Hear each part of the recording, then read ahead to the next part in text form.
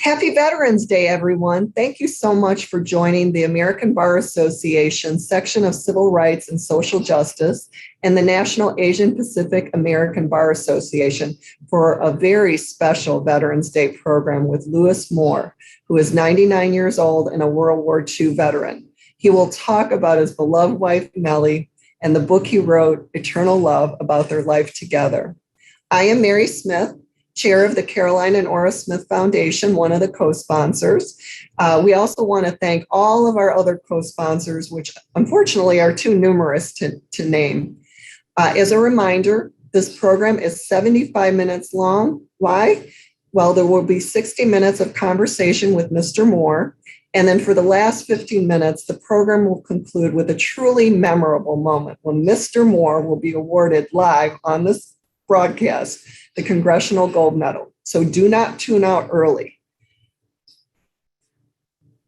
Am I hearing correctly? Yes. During today's program, we encourage you to ask. During today's program, we encourage you to ask questions to the Q&A, not the chat. Although if you would like to make commentary, you can do so through the chat. If you do not see the controls, please ensure your screen is not idle. We will address questions at the end of the program. We will also be sharing a recording of this program to everyone who is registered so that you can share widely with your networks.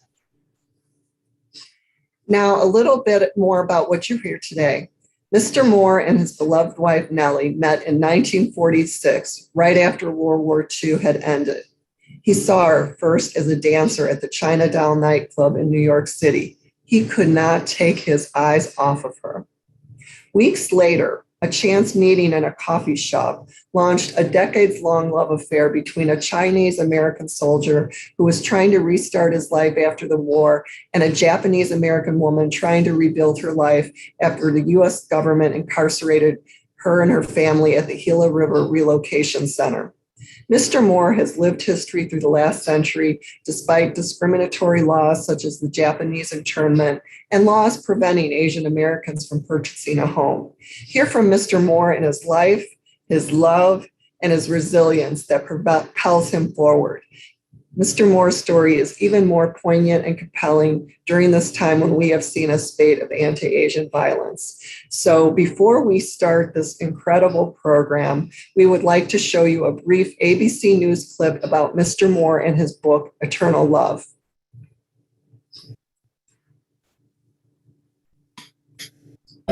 Welcome back. Asian American and Pacific Islander Heritage Month concludes tomorrow. And this month, we've profiled some local Asian Americans and their contributions. Oh, that's the wrong clip. I'm sorry. Lori is 98 years old and just published. Finally tonight, a love story between a Japanese-American girl and this soldier who came together during an unlikely time. The story of Nellie and Lou Moore began with war, but ended with love. A deep love between a Chinese-American boy, a Japanese-American girl, almost immediately after World War II. Unheard of. Nellie, like so many Japanese Americans, was sent to an internment camp during World War II. Lou, the only Chinese American man in his Army Air Corps unit, was deployed to the border of Germany and France. And I was afraid that one of them would think I was the enemy and shoot me. That was my biggest fear. At the end of the war, fate would bring them together at the China Doll nightclub in New York. I did not learn to live until I met Nellie in June 1 of 1946. Just 10 days after their first date, they got married. We were one person in our entire 74 years together. Even during the pandemic, with Nellie in a nursing home, he was right there on the other side of the glass and at her bedside for her final moments last October. And I leaned over to kiss her one last time. And I swear I saw tears in her eyes. But the attendant said, "She's not crying. Those tears are yours." Even in death, Lou wanted Nellie's story to live on. At 98, Lou became a first-time author, publishing Eternal Love in honor of his love, Nellie. He's now sharing their story in the hope that amid the isolation and fear of the past year, their love will inspire. It's a story that gives people hope. And in spite of the virus, it does give people hope That's what I want. Such an inspiration. So that gives you a little preview of the special program you'll see today. Now I would like to introduce my co-moderator, Wendy Shiva. Wendy is retired from a distinguished legal career that includes a judicial clerkship, private practice, and a large law firm. Teaching law school as a tenured professor, working as an appointed official in government, and serving as the chief legal officer of major public companies. Her husband maintains that she is retired only from the paycheck because her calendar is filled with volunteer and professional service activities. Of particular significance for today's program, Wendy is a past president of one of our joint sponsors, the National Asian Pacific American Bar Association.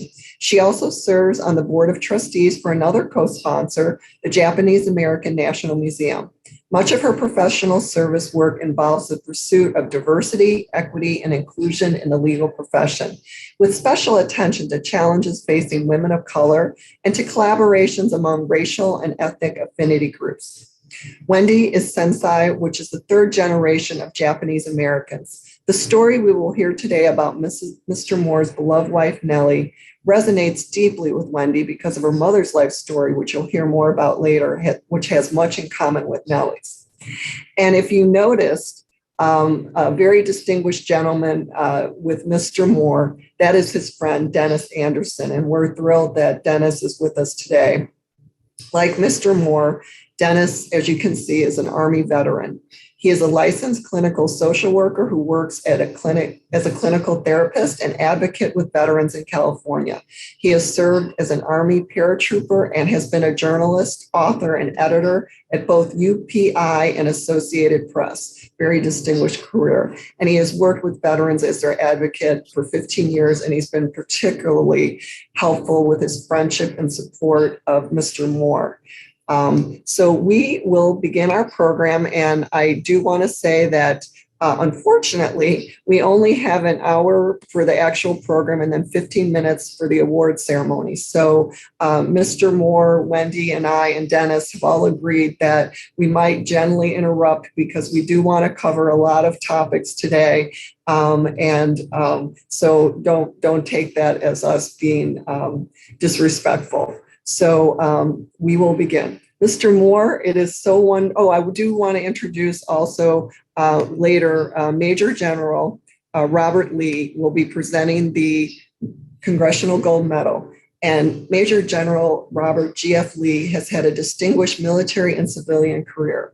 He was appointed the Adjutant General for the state of Hawaii Department of Defense, and he served there until 2011. In addition to commanding 5,500 soldiers and airmen, he served as the director of the state civil defense, which is the emergency management department. He headed Homeland Security for the state of Hawaii and provided direct support to the Office of Veterans Affairs and mentored Hawaii's at-risk youth toward high school diplomas with the Youth Challenge Academy. General Lee started his military career in 1971 through the ROTC program at the University of Hawaii, and he was assigned to the 100th Battalion, 442nd Infantry, U.S. Army Reserve. He served in successive assignments as platoon leader, company commander, and various battalion staff assignments, and finally as a battalion commander. He was commanding general of the 9th Regional Support Command, U.S. Army Reserve Pacific. And in that role, he commanded 3,000 U.S. Army Reserve soldiers in Hawaii, Alaska, Guam, American Samoa, Saipan, Japan, and Korea. And General Lee's civilian career also includes 27 years of service if that wasn't enough, overhauling nuclear submarines at Pearl Harbor Naval Shipyard. So with that, we will hear from General Lee later. With that, Wendy and I will start the dialogue.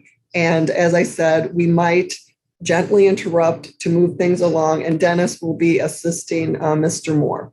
So Mr. Moore, we are so thrilled to have you here today. Thank you so much for sharing your Veterans Day with us, and thank you so much for your service. And just for our audience, Mr. Moore turned 99 on October 30th, so he's just turned 99. So why don't we start out, Mr. Moore, tell us how you met your beloved wife, Nellie. How did you meet Nellie?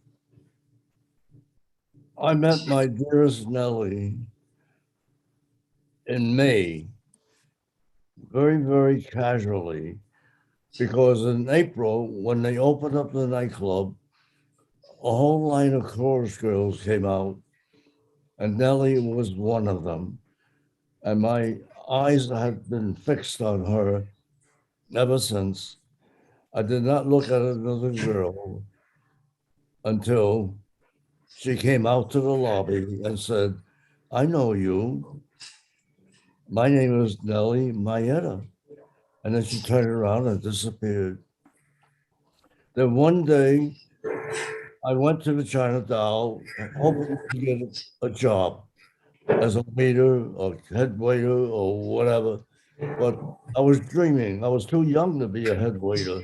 So they refused to give me a job. As I left the China Doll, across the street, directly from the China Doll, was Hanson's Drugstore Luncheonette. And I crossed the street, of course. I jaywalked, but nobody was going to stop me. When I saw this young lady sitting at the bar stool, drinking a cup of coffee, and I said, oh my God, that's her. That's her. That's her. And my heart pounded and pounded. And I dashed up to the door, gained my composure, opened the door, and walked in like a gentleman. And I said, my name is Lou Moore. May I sit with you? And she said, with beautiful eyes, she said, yes, you may. Of course you may. And so I sat and joined her, and we talked for hours over, I don't know how many cups of coffee. But her first show did not start for several hours. So I suggested very brazenly that we should take a walk. And she said, of course. And so we took a walk towards Central Park. And on entering Central Park, I saw a park bench. And it was empty. And I said, here's a good place to sit. And so we approached the bench. And she was about to sit down. And I pulled my handkerchief out of my pocket and I dusted off the bench to where the spot that she would sit. And she was amazed that I would do this for her. I would have done anything for her. In fact, I would have even jumped off a cloud if it was possible. But I was so fascinated. I guess you could almost call it love at first sight.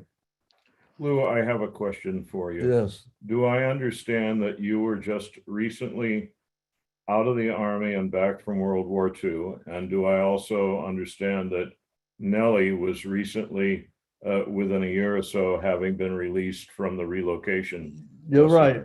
I was released on April 1st, 1946 from the United States Army Air Force.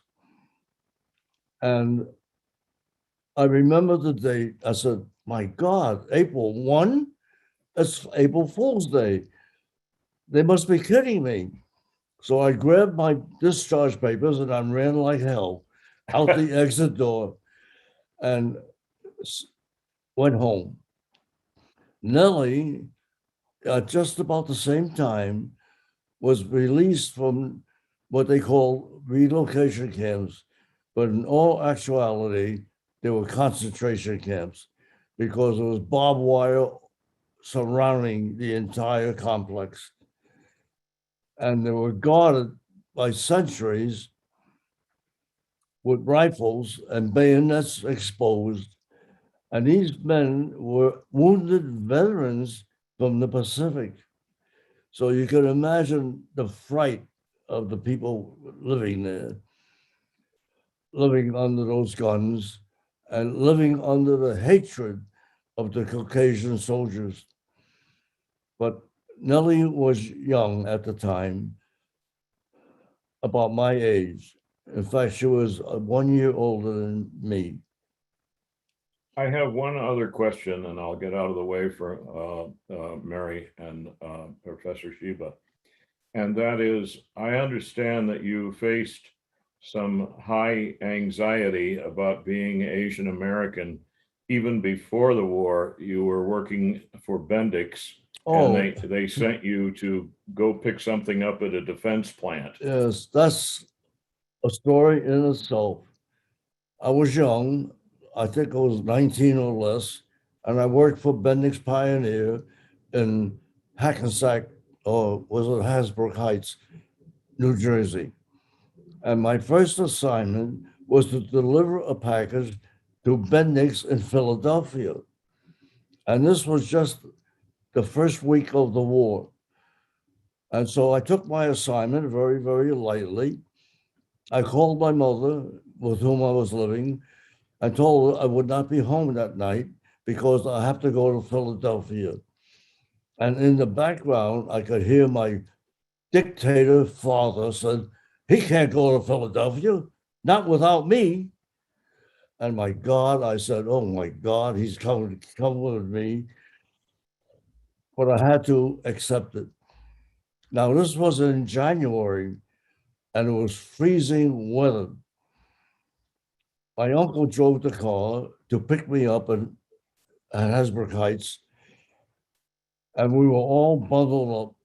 My father sat in the back like the emperor of China, and me meekly sitting in the front, holding this package about a foot square that I was supposed to deliver to Bendix in Philadelphia. A war production plant. It was a war production plant. And I took the ride and we froze to death because the heater wasn't working. But when we got to Philadelphia, we couldn't find gate 7. So my uncle drove around and around and around. And I guess during that round and round, all the guards were alerted that there was a mysterious car surrounding the place. And then when my uncle finally found gate 7, he kept the motor running and did not stop the motor. And he said, okay, get out, give the package. So very dutifully, I got out.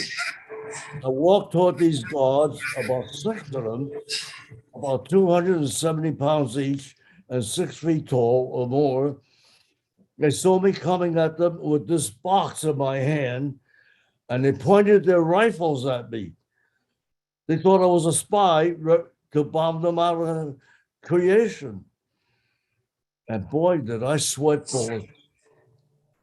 I was scared. No, I didn't know what to do. And there's an expression to that, but I can't say it in public, especially with ladies present. But I stood there shaking, and I said, I have this box to be delivered. And then one of the guards noticed the car with the motor still running, and a man sitting in the back upright, and my uncle's in the driver's seat, and they surrounded the car with their rifles. I almost felt shoot my father, but not my uncle. Anyway. Yeah. Well, Mr. Moore, we'll talk a little bit more about how it was when you were in the military too. But just before we get to that, I wanted to ask, wasn't it, it was a whirlwind romance with Nellie. Wasn't it only about 10 days from when you first talked to her till you got married? They were the most wonderful 10 days of my life, in which I always claimed that June 1, 1946, I was born again. And so I declared it as my second birthday because I met the most wonderful woman in the whole world. And in my eyes, she was everything I had ever hoped for. And her eyes always told me that she loved me as dearly as I loved her in the short period of time that we knew each other. Less than 9 days, we were sitting in a Chinese restaurant, and I said, "May I hold your hand?" And she extended her hand to me. And tenderly, I said, "Will you marry me?" And she said, "Of course. I want to be your wife. I want to be your wife. I want to be your wife." She always said things in triplet. "I love you. I love you. I love you." And I remember those words forever.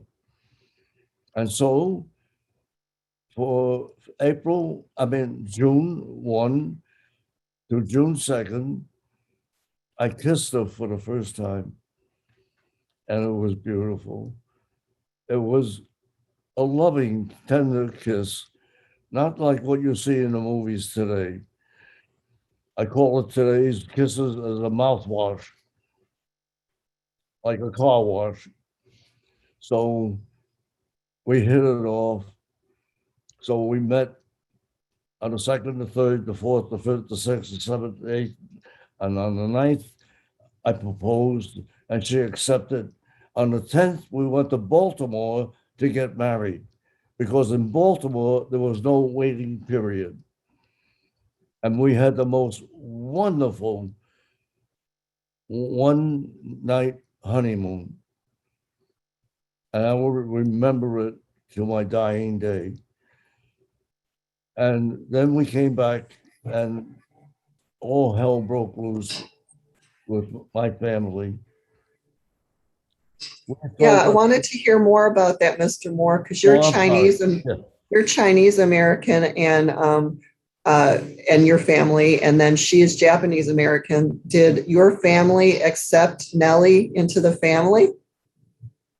Well, we felt, Nellie and I, that because my mother and father were born here, that they would accept our marriage readily and gleefully.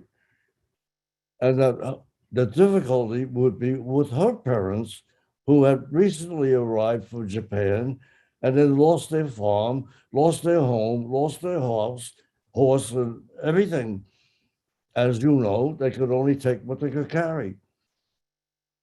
But my dear wife endured everything and gave me the support that I needed to get through the prejudice in America. And there was exceedingly large prejudice. In those days, Oriental people could not own property. You could rent it, but you could not own it. And so I had to do many, many jobs for many, many organizations. And my dear wife would always say, "You can do it. You can do it. You Lou, can do it." I want to return to Mary's question, What? which was, did your Chinese American family accept Nellie?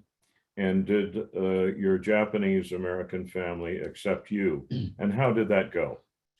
My family did not accept Nellie, nor did they accept me, because now I married a Japanese girl, which was the most horrible thing you could do. But I felt that my parents were born here, educated here, and they would understand that it's the person you love that you married, not a nationality, not that at all. Whereas her parents, when we finally arrived in Los Angeles, and I was going to meet her mother for the first time, I was scared stiff. We felt that she would not accept me. And Nellie kept assuring me that she would, but I had my doubts. Anyway, her brother-in-law, her sister's husband, had a jewelry store.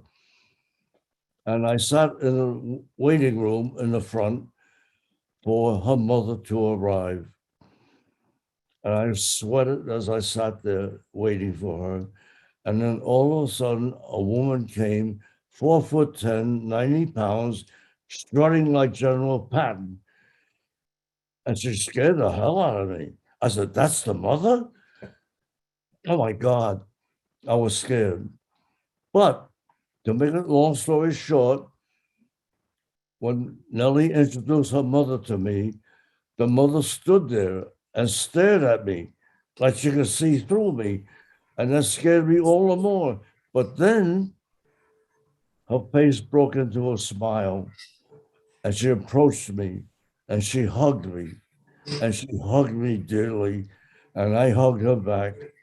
And then she pushed me away. And when she did, she had tears in her eyes. Mr. Moore, I'm so glad that you're sharing something about Nellie's family. And I wanted to continue that part of our conversation. Now, when you and I first met, I explained that the reason I was so touched, not only by your story of you and Nellie, but by Nellie's family history, because Nellie and my own mother have very much in common. So Nellie was born in 1922 in Fresno, California.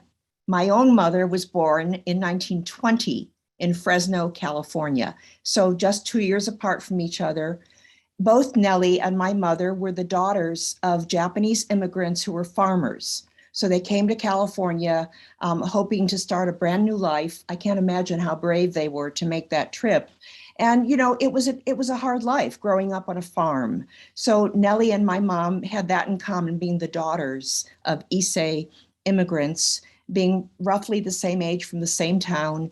And we know that Nellie died in October during the pandemic. My own mother died in October the preceding year in 2019. So I just feel as if my mother and Nellie have these parallel stories.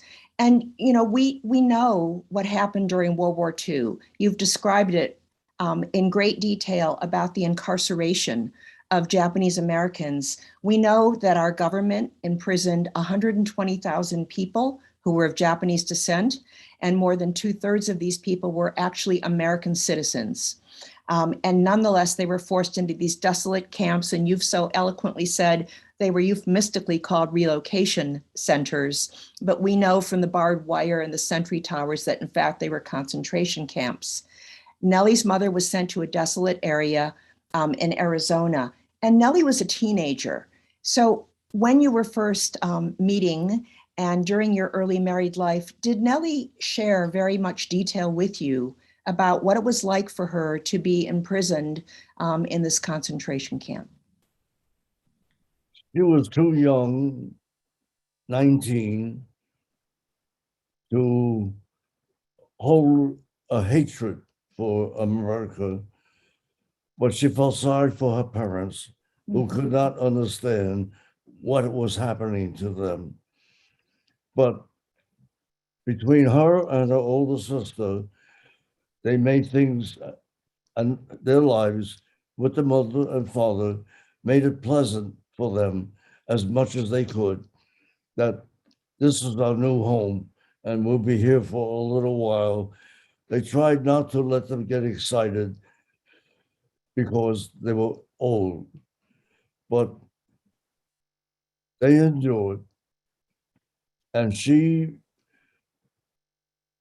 was a great asset to the Japanese American organization within the gates of the barbed wire, because they did all the administrative work that needed to be done to classify and declassify the residents.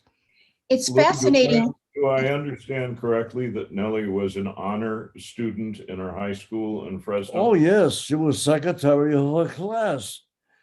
And she was so proud of it.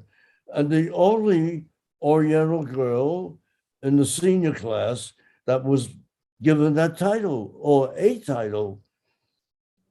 But you have no idea how gleeful she looked when she told me of her school days, her buddies and friends and the dances and the saddle shoes that, oh my God, I've never used that word in 100 years.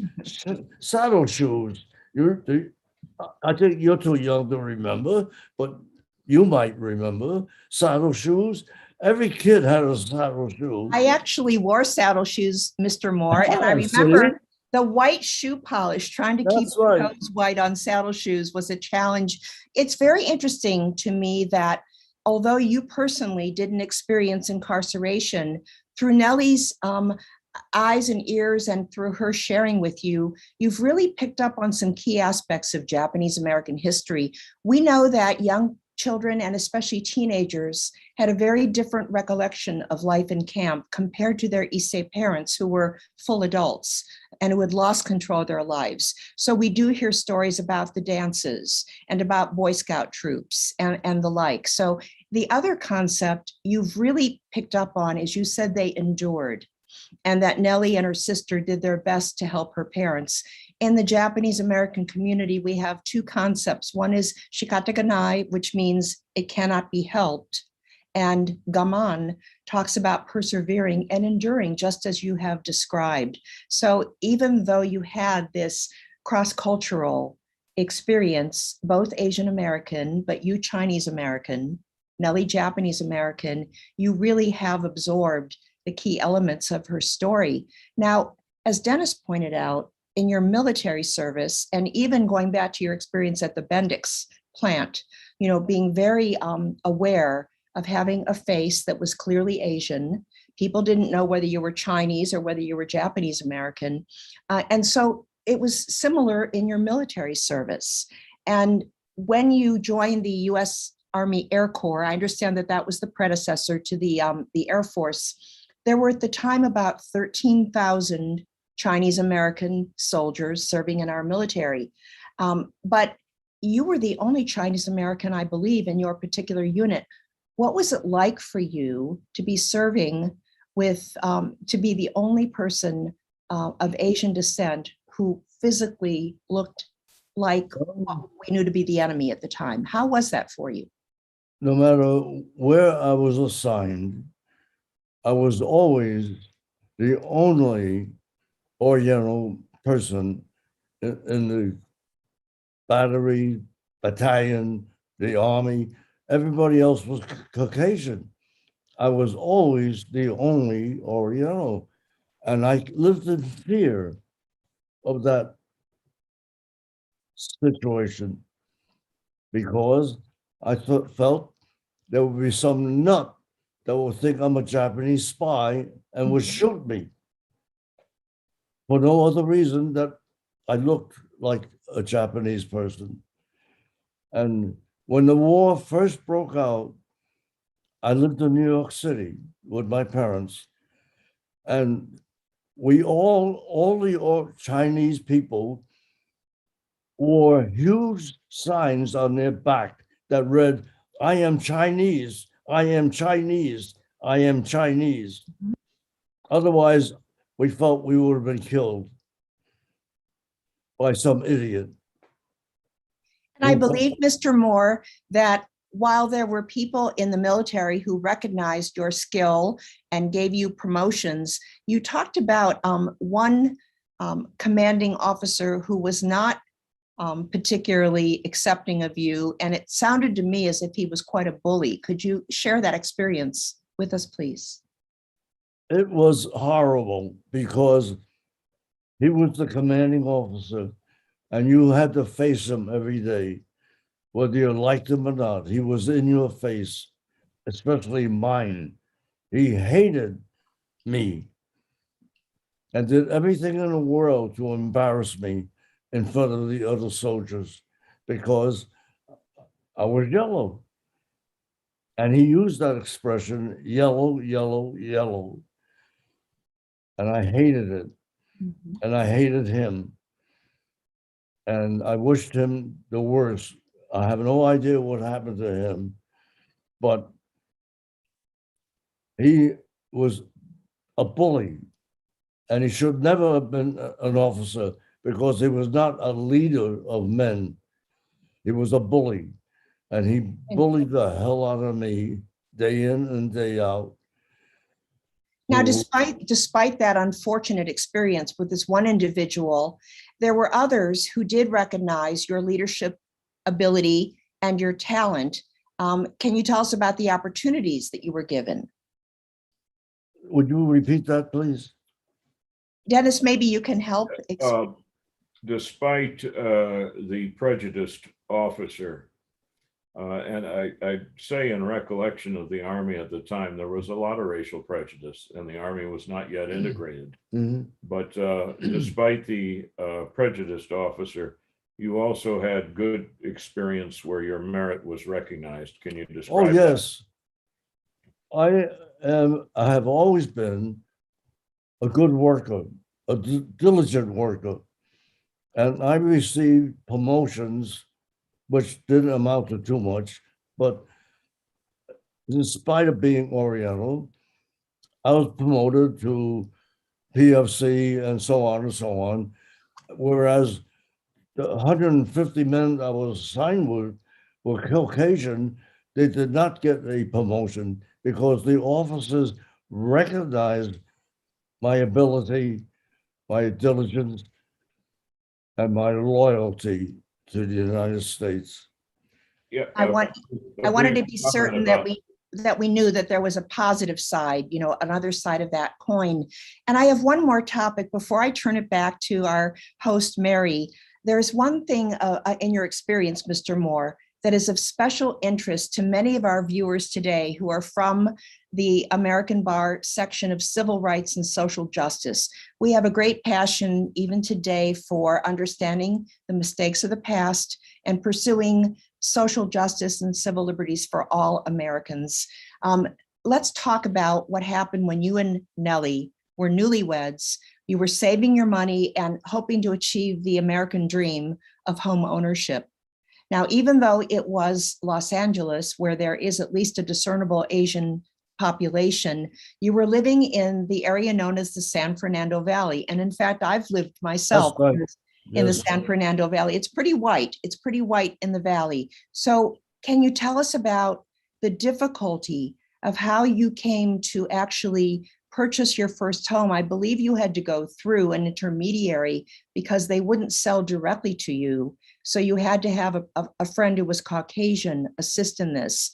Please tell us about purchasing your home and how the neighbors reacted when they learned that you were the true owners. Well, that personal friend was a dear friend to Nellie, not me. He met Nellie first when Nellie was a hostess in a Chinese restaurant that he frequented. And he liked Nellie. And who didn't like Nellie with her smile and eyes? And they took to each other. And then I finally met him. And he took us under his wing. Nellie and I didn't have anything at all. I worked 2 jobs for a whole year. I worked from Sunday to Sunday at one job. And then I worked at another job from Sunday to Friday to make ends meet. And he took us under his wing, took us to Harlem Globetrotter basketball games, took us to Angels baseball games, took us to the ice capades, took us to nice restaurants. One was a restaurant in Beverly Hills, English, that was called The Bull. And when Nellie and I walked in, we said, oh my God, we don't belong here. It's too much for us. But he insisted, and he helped us to break the ice, not to be afraid, not to be timid, but to be brave, be strong, and show them that you are just as good as the next person. How did the transaction work, Lou? Did your friend, the Caucasian man, how did he arrange for you to get the house? Well, Nellie sold us home in Carlton Terrace, Woodland Hills, and she loved it. It was a beautiful home, even for us, but she loved it. So I said, okay, let's work on getting that home for you. It was at that time, it was 2,000 square feet, which was huge for that period of time, 1959. And I said, why don't we ask your friend? And I didn't mean it, that wasn't my friend, but he was Nellie's friend initially, to help us. And we approached him one time when he took us to dinner, and he says, how can I help? I said, and me brazenly said, you can buy the house first, and then I will buy the house from you. And he was shocked. Hey, that's a great idea. So we proceeded. He went and signed the papers. He made the down payment, and I paid him every nickel that he paid out of his pocket to secure that home. And Nellie finally got her home. Tickled Pink, it was our first home, and she made it so beautiful. But unfortunately, Mr. Grudd, who was a Jewish lawyer to many movie people, 2-3 months after he purchased the home. By the way, the agreement was a handshake, no papers signed, nothing, but just a handshake between he and I. And that was unbelievable. But he did it because he liked Nellie and he liked me. But naturally, he liked Nellie more. And I couldn't blame him. So you acquired the house, but there was a petition from the neighborhood. Yeah, immediately a petition went around, get the Moors out of here, get the Moors out of here. And you guess what? Most of those people had 1 mortgage, 2 mortgages, 3 mortgages on their house. We only had 2. Why is your name Moore and not a Chinese name? Well, that's kind of funny. When I was young, I had wished that my name was not Moore, that I would have a Chinese name like Wang, Chang, and so on. But I couldn't change that. But when my grandfather came over, the immigration officers in those days were ignorant jerks. They did what they wanted. They didn't listen to the pleas of the immigrants that my name is this or that or whatever. They treated them like cattle. And so my grandfather, whose name sounded like Moore, so he got the name of Moore. And as I don't want to elaborate again, but it helped me in later life because I became a member of the business community, and Moore helped me tremendously. In fact, one of the companies I worked for was a company that represented the government of China, procuring materials and property and whatever China needed. But the people we did business with in the States had to sign a document that said this deal was accomplished. And I had my job was to go after these companies to say, sign the paper and send it to me. And this one man I talked to, he said, well, Mr. Moore, you know how it is working with these stupid Chinamen? And I said, sir, I'm Chinese. And I could hear him fall off his chair. But that's the way it was. Yeah, well, Mr. Moore, we're running out of time. So I'm sorry. No, don't be sorry. We wish we had like several hours. But I want to let everyone know that if I do see one question popping up. We're going to save a few minutes for questions. So if you have questions, you can type them in the Q&A or the chat. We're monitoring both. And if you're interested in buying Mr. Moore's book, the link is in the chat. So Mr. Moore, one thing that for people who buy your book, somehow you and Nellie became friends with Ernest Borgnine. Can you tell us about that? I missed. How did you become acquainted with Ernest Borgnine? Again, through Nellie, not me. She, every Saturday, took the car to a gas station on this side of the valley and filled the tank. And he, from Beverly Hills, came to the same gas station to service his car. He was a buddy of the owner of the gas station. And pretty soon, Nellie and he would meet, and then they would see each other eye to eye, and then hello, how are you? Became, let's be friends. And so he invited me and Nellie to his house for a Christmas party that we thought was a Hollywood party. So Nellie and I hacked it over. Does he really want us there? I never met the man. He must be, a couple of idiots.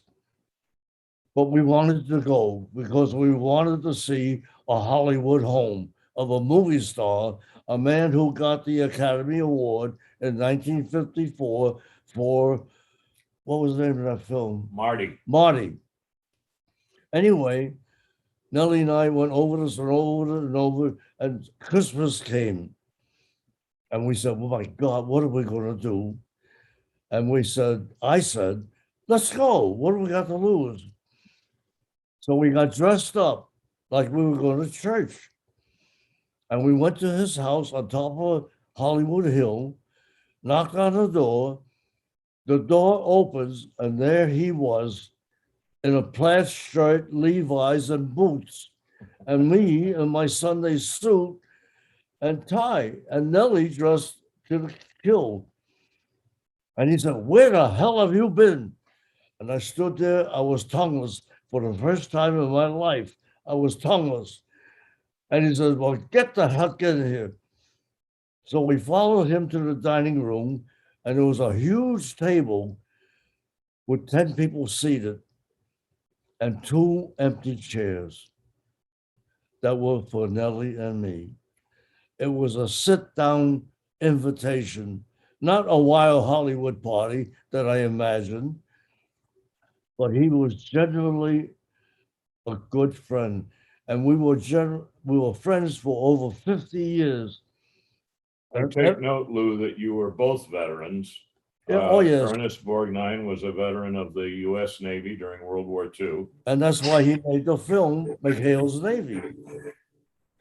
But well, Mr. Moore, we do have a couple questions. We do have a couple questions from the audience I'd like to get to. The first one is, when the war broke out, what kind of changes in attitudes did you see in your non-Asian neighbors? Some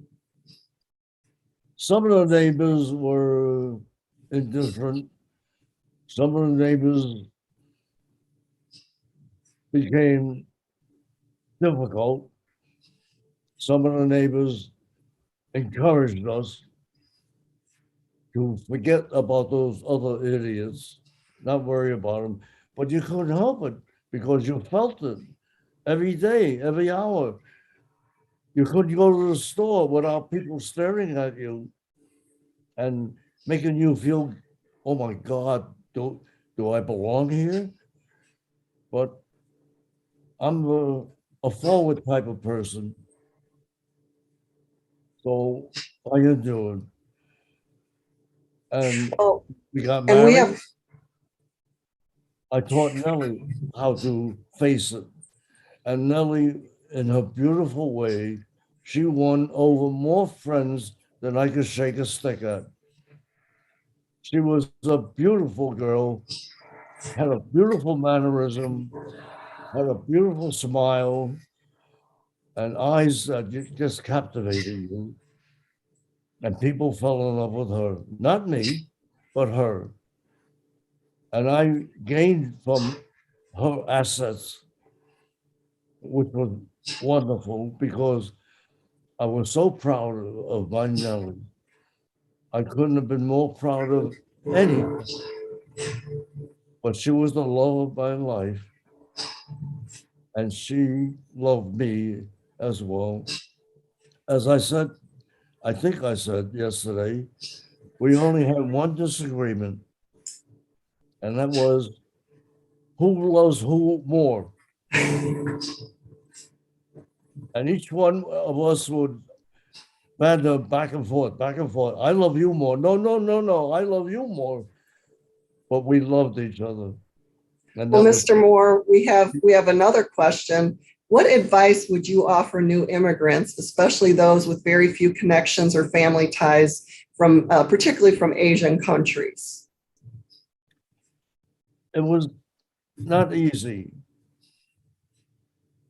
Being an immigrant from the Orient in those days was very, very difficult because in New York City, where I was raised, the only jobs for Oriental people, especially the Chinese, was hand laundry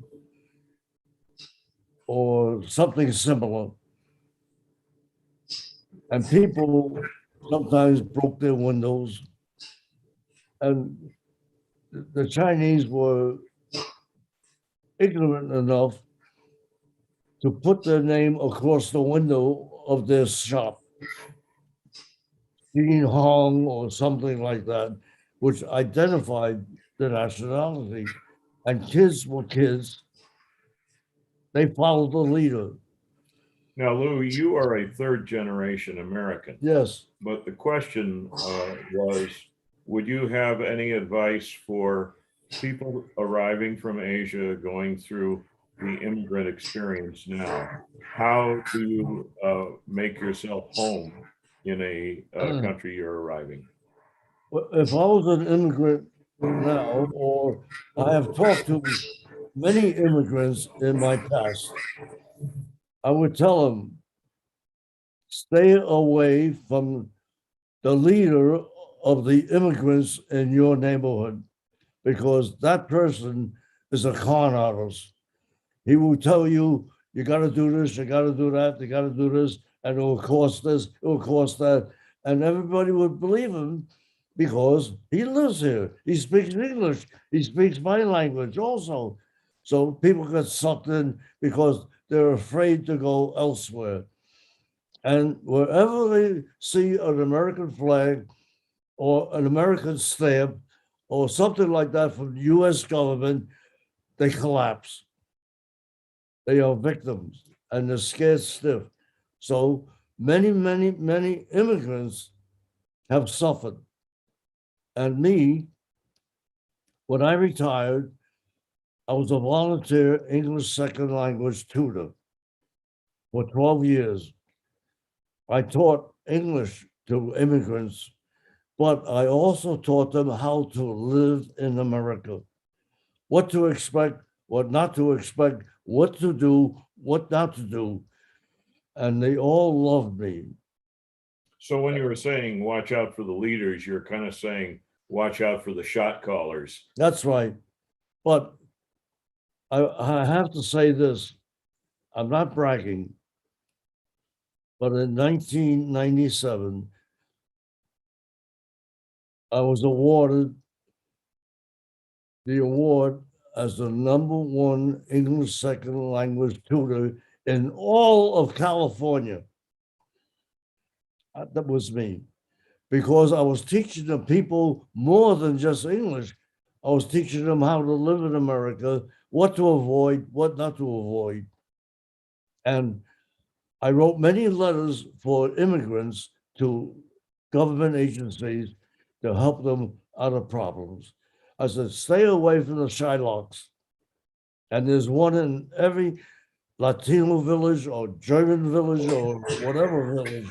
There's always one that crawls and grabs from the poor people who only remember he speaks my language. That's not enough.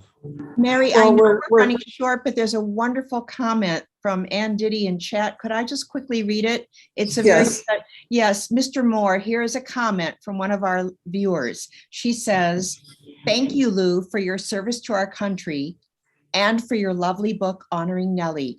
Your voice as an Asian American provides important insight to help counter the new wave of ignorant anti-Asian hate." I wanted you to know that you've had a profound and positive impact on our viewers.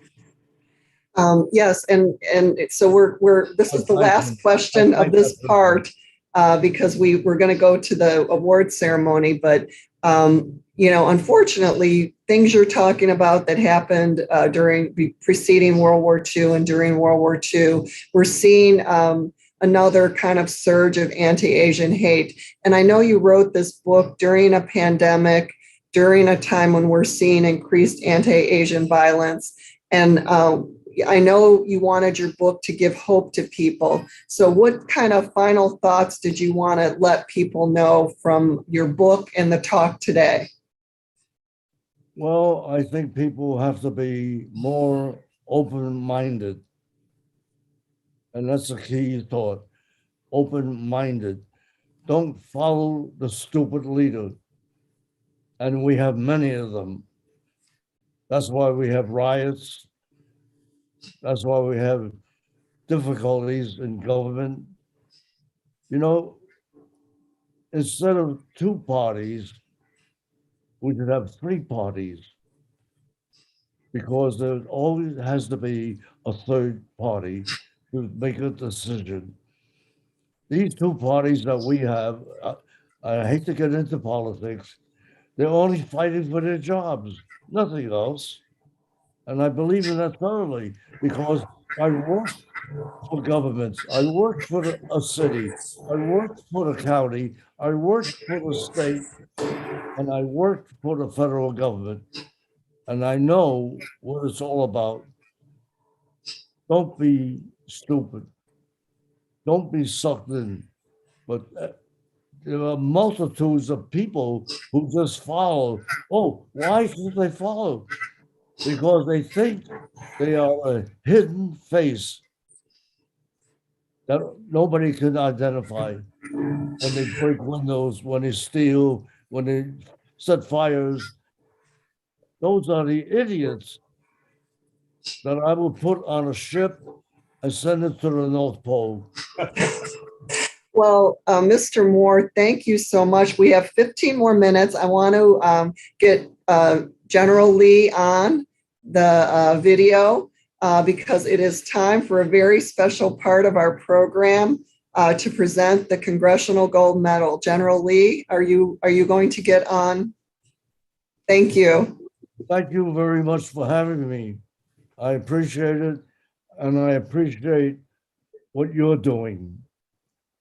Truly, I am a true American person who believes in what's right.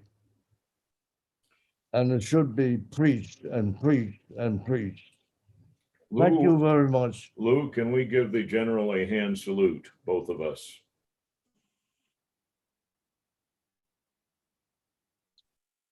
Thank you, sir. Thank you for being my general. Thank you, Lois Moore. And I'm certainly honored today on Veterans Day to present you with this prestigious award. But first, I would like to explain to the audience the purpose for this award, and that you and your fellow Americans that served in World War II, all 16 million of you, every person was required to win World War II. Only 3 times in our nation has the very existence of our country, our very existence was at stake. The first was the Revolutionary War. If we lost that one, we would lose from the start. And the second occasion was during the Civil War, the North and the South. And then the third occasion is World War II. I think people forget today that Nazi Germany and the Empire of Japan in the Pacific has such a stranglehold on the world that how we see the world today was certainly in jeopardy. So we needed all of you to serve. However, during that period, some Americans, in order to serve, had to overcome additional barriers. My regiment of the 100th Battalion and the 442nd Infantry, Japanese Americans had to prove themselves why their family members should not be in internment camps. And then you have the Tuskegee Airmen, the Navajo Code Talkers. And so that is why for the Chinese Americans, out of 100,000 eligible Chinese Americans to serve in World War II, 20,000 served at a 20% rate, where the national service percentage was about 7%. So 3 times the national average, the Chinese Americans served in all branches of the military during World War II. And yet you served during the Chinese Exclusion Act, where America said, we don't want you. And 40% of the people in the armed forces could not even become citizens.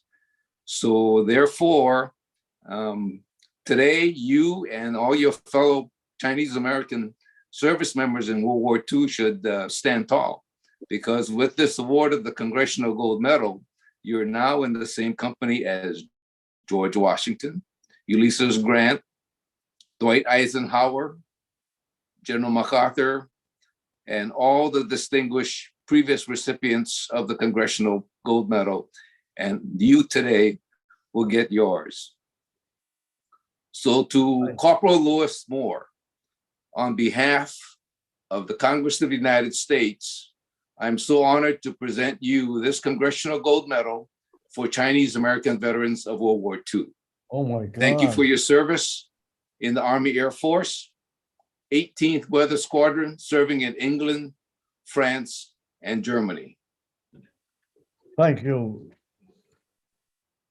And thank you, General. Thank you so much. I appreciate the honor. I appreciate the trust that you give this medal to me to treasure and care for as long as I live. This is well deserved, Lewis Moore. General, I wanted to take note. His formal rank was corporal, but both of us were what they called acting sergeants. We got the stripe, but we didn't get the pay until a little bit later. So, oh, that happens all the time. I think it's a government conspiracy to make you do more and pay you less. I tell you, in the beginning of my service and the end of my service, I ran into a lot of stupidity. I had volunteered to be an aviation cadet at the beginning of World War II. And I passed the physical, I passed a mental test that took a room full of men, 300 of them, taking the test. And then the sergeants called out your name and had you stand against the wall. By the time they finished, there was only 35 seated. I was one of them. And they said, those who passed are seated. Only 35 out of 300. But then they told me to go to the draft board and get my release. So I went there, and this woman did not like Orientals, I'm sure, because she gave me my draft notice instead of my release from the draft board. So I became an infantryman, artilleryman for 6 months, in which I earned the PFC stripe, which was very valuable in those areas of battle, because I was a good soldier. And then in the end, I was promised to be a staff sergeant, but I was on my way home. And the captain who was going to make me the staff sergeant disappeared. I don't know where he went. So my papers show me as a corporal. But whether corporal or staff sergeant, I was proud to be an American. And I am still Well, proud. General Lee, do you have any closing remarks you want to make? Yes, that you and your fellow Chinese American service members to endure the hardship of even serving. If you look on the medal, I'd like to quickly explain that Chinese Americans somehow lucked out and did not serve in segregated units. So we served in all of the services at that time, to include the Merchant Marine. You will see a female nurse there, and we as a group did not leave out the female Chinese Americans that served in World War II. However, the caption says, although 40% of you could not become citizens of the United States of America, you all served as Americans.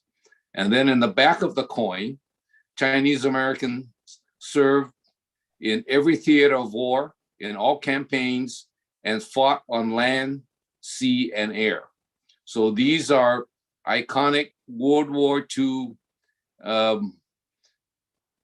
all the airplane, the tank, and the battleship USS Missouri is what you and your fellow veterans did to win this war, not only for America, but for the entire world. Thank you. Mr. Moore. Truly thank you from the bottom of my heart. And as an American citizen, I thank you doubly. And I thank you for my wife, Nellie. I know she's watching, and she's as proud as heck of me as I am of all you people who have helped people, whether it's the Salvation Army or whatever, you help people, and that's the key thing. My whole life has been dedicated to helping people